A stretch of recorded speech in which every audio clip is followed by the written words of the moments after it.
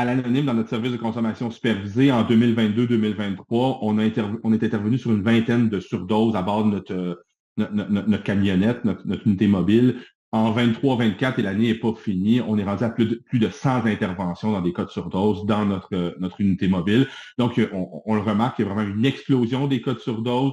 Il faut que les personnes aient accès à des services qui sont adaptés et qui vont leur sauver la vie. Vous avez été très nombreux à réagir à notre reportage sur Mathis Boivin, cet ado de 15 ans qui est décédé à la suite d'une surdose. Il a dit à un de ses amis qui pensait prendre de l'oxycontin, qui est assez fort aussi, mais bon, pas autant. Puis on a eu la confirmation que finalement, les comprimés, c'était des faux comprimés d'oxycontin. J'ai posé mes questions à quelqu'un qui œuvre à prévenir les surdoses, Julien Montreuil de l'organisme L'Anonyme, puis il m'a expliqué que l'isotonitazène, l'opioïde qui a tué Mathis, c'est utilisé par les vendeurs pour couper la drogue afin de réduire leurs coûts. On s'entend que les personnes qui font la coupe, dans le fond, l'idée, ils veulent pas que leurs clients ou leurs clientes meurent, mais je veux pas, c'est pas des chimistes, là. Donc, on le voit, on peut imaginer ça, là, hein, on met toutes sortes de choses dans un pot, on brasse tout ça, on met un petit peu puis là, après ça, on met ça dans des petits sachets. Là, qu'est-ce que ça fait? C'est que dans un certain sachet ou dans un certain comprimé, il peut y avoir une quantité X de coupe et dans un autre 10 fois cette quantité-là.